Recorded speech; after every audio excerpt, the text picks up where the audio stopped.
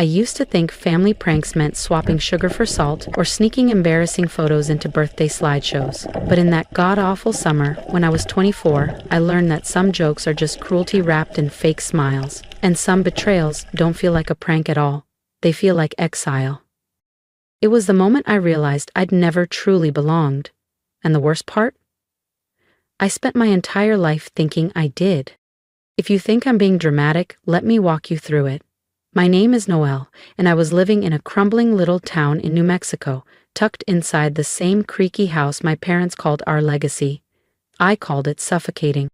College? Never had the chance. My dad, Rick, said college was for people who like to waste money learning how to complain. His words, not mine. He had me working full-time at the family's auto parts shop, doing everything from opening to closing, bookkeeping to sweeping. No salary, just a couple $100 to help out, as he put it. Meanwhile, my sister Brielle, 2 years younger, was the queen of the family. She barely lifted a finger but got treated like royalty. Brielle could spill a drink on a customer, and Dad would joke that she was just keeping things exciting. If I so much as sighed too loud, I'd get told to quit the drama. My mom, Donna, was a peacekeeper to a fault. Soft-spoken, sweet-eyed, but never once raised her voice for me, just whispered, "Don't upset your father," while I held back tears. One night, I walked nearly 6 miles home after a double shift. My only scooter? Brielle had borrowed it and dumped it somewhere out by the river. I got home blistered, sunburnt, and exhausted. My dad's greeting? "What, did you crawl home from a ditch? You look like a damn stray dog." Brielle chimed in with, "Should've stayed out there. Might have made friends." They laughed. I didn't. So when Dad announced, out of nowhere, "We're heading to Utah next week for Cousin James' wedding, pack up, no excuses," I knew I didn't have a say. I never did. Brielle drove the family minivan like it was a race car. I was jammed in the back with the suitcases and a melted tub of potato salad. They spent the entire ride recounting my greatest fails. I was the punchline again. On the morning of the 4th day, we pulled over at some dusty roadside stop near Moab. Mountains in the distance, vending machines older than me. I said I needed the restroom. Dad just muttered, "Make it fast," without even looking at me. He didn't need to. That was the last time I ever saw their faces. "You're not some queen who gets special treatment." That's what Rick had muttered before I got out of the car, like I dared to inconvenience royalty just by existing. I stepped onto the gravel in nothing but a stretched-out t-shirt and faded jeans. My wallet? Somewhere deep in the suitcases. My phone? Plugged into the dashboard charger that Brielle had monopolized all morning. I was gone maybe 8-9 minutes. Just enough to wash my face, splash some cold water on the exhaustion, but when I stepped back out into the glaring Utah sun, blinking, adjusting, everything in me froze. The parking lot was empty. No silver gray minivan, no Rick, no Brielle, no Donna. It was like they had been erased from the world in one cruel, deliberate blink. For a second I laughed to myself, because it had to be a joke, right? They parked somewhere else. They were hiding, playing one of their twisted little games like back when I was 12 and thought their pranks still came from love. But 5 minutes of circling the restroom, 10 minutes of peeking behind vending machines and calling out timid, broken versions of Dad, Mom, Brielle, it all led to the same truth. They were gone, and they weren't coming back. I sat down on the blistering curb, the cement burning through my jeans. My forehead was sweaty, but my arms broke out in chills. I watched the empty road for a long time, waiting for headlights that never returned. At some point, a passing trucker stopped. "You all right, miss?" I gave him a smile so forced it nearly cracked my face. "My friends are just in the bathroom. I'm waiting." He nodded and left. Because I knew how to look okay, I'd been rehearsing that role for 2 decades. But something shifted in me. For the first time, I didn't feel fear. I felt clarity. I felt done. The kind of done that doesn't cry or scream. It just lets go. I had 2 choices: sit here forever, or get up and write a new chapter. Not just from this roadside stop, but from the prison that was my so-called family. I stood up after nearly 2 hours. No phone, no wallet, no plan. But maybe, finally, I had something better. A beginning. Strangers passed by, most pretending not to notice. A little boy tugged at his mother's hand and whispered, "Mommy, is that lady lost?" His mom hesitated when I stepped toward her, my voice barely working. "Excuse me, could I borrow your phone? I got left behind." She stared, then slowly handed it over. I was supposed to call Rick, to beg, to ask why, but all that came were memories. Rick trashing my college forms, Brielle mocking my clothes, Donna pretending not to see. I didn't call them. Instead, I looked up and asked the woman, "Is there a shelter nearby?" She blinked, caught off guard, then nodded. "Glenwood Springs. Maybe 40 minutes out." I swallowed my pride. "Could you take me? I have no one else." Her son whispered again. And just like that, she agreed. "Just to the door," she said, and that was all I needed. I didn't speak a single word the entire ride. But inside, something finally started to breathe. I sat in the back seat staring out the window, unable to believe this was real. Abandoned, empty-handed, riding in a stranger's car like someone who had no home, no name, no past. When we arrived, I stepped out and turned to thank her again. The woman gave me a short nod, then drove off, leaving me in front of a squat building with a faded white sign that read, "Safe Haven Shelter." The front door creaked open. A man in his early 60s stepped out, wearing a worn flannel shirt tucked into jeans, salt and pepper beard, kind eyes. He looked at me without judgment. "Do you need help?" I nodded, not crying, not shaking, just tired. "Yes, I need a place to stay. I don't have ID. I was left behind." He didn't ask for details, didn't question me, just offered a hand. "Name's Max. Come in, young lady. We'll figure it out, one step at a time." As I crossed the threshold, something shifted. A door closing behind me, not just on that day, but on the last 24 years. The next morning, I woke up in a narrow bunk surrounded by 3 strangers. The mattress was stiff, the blanket scratchy, but for once, I didn't feel like an inconvenience. Here, I was just another person trying to make it through. Breakfast was watery oatmeal and a soft banana. I ate it all. Mr. Max let me use the office computer. Everything I owned, phone, ID, money, was in that van, long gone. So I searched. Cash jobs, Grand Junction, Colorado. After an hour, one ad stopped me cold. Dishwasher needed, Sonny's Diner, cash pay, start today. 4 blocks away. I borrowed a baseball cap, laced up my threadbare sneakers, and walked through town like I had something left to fight for. Sonny's was small, with chipped paint and a crooked sign. I pushed open the door. The bell rang with finality. A woman stood behind the counter, maybe in her 60s, short gray hair with faint purple streaks. Her apron was stained and her arms strong. She looked at me like she'd seen every kind of story walk through that door. "I saw the ad," I said, voice shaking. "I need the job. I don't have papers. I lost everything." She scanned me from head to toe. "I'm Geraldine. If you steal, I roast you. If you don't, get started. Gloves are in the 3rd drawer." That day, I worked like my life depended on it, because it did. Scrubbing dishes, wiping down booths, cleaning bathrooms.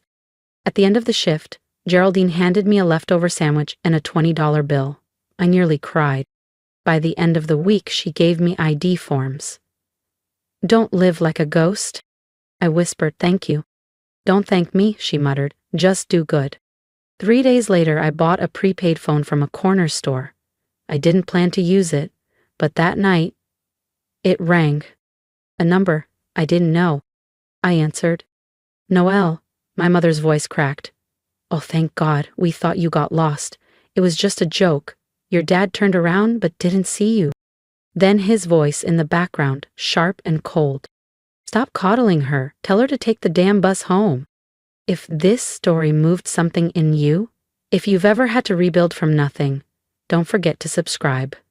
Noelle's story isn't over yet, and in the next part, you'll see what happens when the people who left her behind come back, not with apologies, but with desperation. She's growing. That was Donna's voice on the phone, tentative, shaky, like she was trying to convince herself. Then Brielle's voice cut through, coded in a snicker. "Noelle, come on. You've made your point. Who knew you were this dramatic? I clenched the phone until my knuckles turned white. No apology, no accountability, not a single ounce of real regret. I exhaled, my voice eerily calm.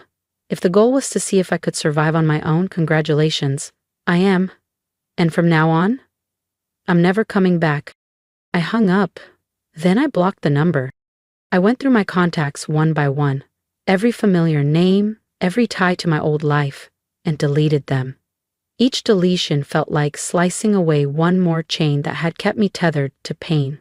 That night, I slept on a thin mattress in the storage room behind Sonny's diner, smelling like old fries and cleaning spray. But for the first time, I felt free. By fall, I had saved just over $300. It wasn't much, but it was enough for a start. I rented a one-bedroom apartment above a laundromat on the edge of town. No heat, no A/C, and the ceiling fan squeaked all night, but it was mine. I kept washing dishes at Sonny's. Eventually, Geraldine moved me up to prep cook. She taught me how to run a kitchen like a ship. Tight, focused, no nonsense. If you want to survive in this world, she'd say, control every damn spoon clink like it's a symphony. I did. And I started taking online business classes at night. Nothing fancy, just basic management, budgeting, and supply chain stuff. Then came Kendra. She walked into Sonny's one rainy Tuesday, headphones around her neck and a heavy medical textbook under her arm. Ordered the same thing every time. Denver omelet, no tomatoes, black coffee. She always sat in the same spot by the counter. I started wearing fake name tags just to amuse myself. Amber, Cindy, even Banana. Took her 3 weeks to notice. Is your name tag broken? She asked, laughing, or do you have an identity crisis? That laugh lit something inside me. We started dating, no roses or candlelit dinners, just pizza on the hood of her car and quiet coffee after my shifts. 6 months later, Kendra moved into my apartment. We argued over dishes, took turns cooking, and sometimes snuck up to the roof to watch the stars, even if we could only see 3. Geraldine noticed first. One night after closing, she said, Kendra's good for you, but don't let her see your crazy face when you've had 2 hours of sleep. Nearly 3 years after I was left at that rest stop, Geraldine called me into her office. I'm opening another Sonny's, she said, on the east side, smaller, older building. I don't need a partner, I need someone to run it. You want it? I froze. Who else, the damn cat? 6 months later, I opened Sonny's East. Small, unpolished, but mine. I never knew a hug could feel so gentle until Mr. Raymond, Kendra's dad, wrapped his arms around me after the ceremony. He patted my back and said, welcome to the family. I don't care what your past looks like. From now on, you're ours. I nearly cried right there, partly because I was overwhelmed, but mostly because no one had ever said ours to me before, with trust, without strings. Life didn't suddenly become easy, but it started to feel real. Kendra and I moved into a 2-bedroom apartment a few blocks from the park. It had creaky floorboards and a tiny balcony where we planted tomatoes that refused to grow. Kendra was in the thick of her residency, working brutal hours, and I was still running Sonny's East. We barely had time, but we made space for each other. 3 dinners a week, no matter how simple. Then came Ellie, a little storm in a yellow blanket. When I held her for the first time, my hands trembled. She looked at me like she was asking, Daddy, are we gonna be okay? I whispered back, I promise. You'll never be left behind. 2 years later, Marcus arrived during a thunderstorm, wailing like he owned the sky. He was a perfect copy of Kendra. Same sharp eyes, same frown when things didn't go his way. There was a time when the word family made me flinch. But one night, while changing Marcus under a dim hallway light, Ellie wandered in holding her teddy bear and mumbled, Daddy, can I sleep in your bed? I tucked them both in and lay there quietly, holding my entire universe. Our weekends were filled with homemade lemonade, parenting tips from Doris, and quiet newspaper chats with Mr. Raymond. We celebrated holidays with laughter, backyard games, and gingerbread cookies that always burned at the edges. One morning, while driving Ellie to preschool, she asked, Daddy, was your old house like ours? I paused, then answered honestly, No, Ellie, my old house didn't have hugs. Or laughter. But this one does. That's what makes it special. She smiled and looked out the window, satisfied. I had rewritten everything. No longer the girl watching through the window. I was inside the warmth now, building a home where love wasn't conditional and trust wasn't earned by silence. Then, on a Thursday afternoon during the lunch rush at Sunny's East, Maya, our new hire, peeked into the kitchen. "Noelle, someone's here, says they're family." That word hit like ice in my chest. I wiped my hands on my apron and stepped outside. And there they were. Rick, hunched and older, still carrying that same entitled stare. Donna, clutching her purse, pale and quiet. Brielle, arms folded, still performing for an invisible crowd. And next to her, a woman I didn't recognize. Probably her second wife. "Noelle?" Rick's voice cracked. "Is that really you?" I met his eyes coldly. "Yes. I'm Noelle. And you? I don't know who you are anymore."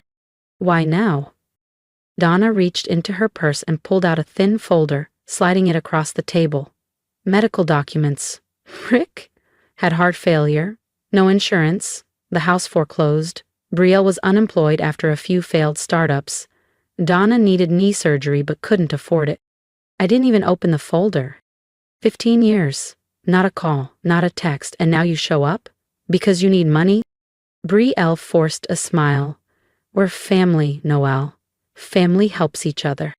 I tilted my head. "Family? You mean like when you left me at a rest stop in Utah with no phone, no wallet, and drove off like I was a stray?" Rick's voice turned sharp. "We came back to look. You were gone. How were we supposed to know where you went?" "I waited 3 hours, Rick. No one came back." "You didn't forget me. You left me." Donna's tears fell freely now. Real, maybe. I've regretted it every year. I kept waiting for you to call. "And when I didn't?" I asked. "You never called me either. Because silence was easier than the truth." Brielle's tone hardened. "This isn't about the past. Dad's sick. Mom's not well. If you can help, help. If not..." I stood. "Dinner, 6 o'clock, my house. But don't expect what you think you're getting." That night they sat around my table. Kendra set the plates. Ellie clung to her mom. Marcus buried his face into my side. Rick tried to speak to Marcus. He flinched. Donna smiled, but her eyes stayed nervous. Brielle rambled about family values. Her wife said almost nothing. After dinner, I brought out an envelope. Rick opened it. "A check?" he asked. $73? 50 cents, I corrected. "The price of a Greyhound ticket in 2009, from Glenwood Springs to Idaho. I never used it. You can have it back." Rick's face reddened. "You ungrateful brat. We're your parents." "No," I said. "You're the people who raised me, but family? That's something else." The room went silent. "You think you're better than us?" he shouted. I opened the door. "I am better than I used to be. Good luck." They left. No hug, no goodbye, just the sound of tires crunching gravel and the check fluttering back to the porch. Kendra came down the stairs. "You okay?" I nodded, but inside something old had finally cracked open and drained out. Not pain, not rage, just space. The next day, Geraldine slid a paper across the diner table. "Third Sunny's location. You're not just running it, you're co-investing." I signed, without hesitation. That night, at home, Ellie was coloring, Marcus surrounded by blocks. Kendra sat on the couch with tea. "I buried the past," I told her, "and I'm done letting it rot." She smiled softly. "What about the future?" I kissed her forehead. "We build it, brick by brick, together."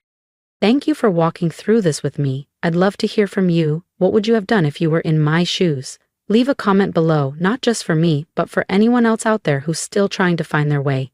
Share your thoughts, your strength, or even your silence. It all matters. And if this story reminded you that it's okay to start over, then take that reminder into your own life. Choose the people who choose you. Heal at your own pace. And please subscribe so we can keep healing together.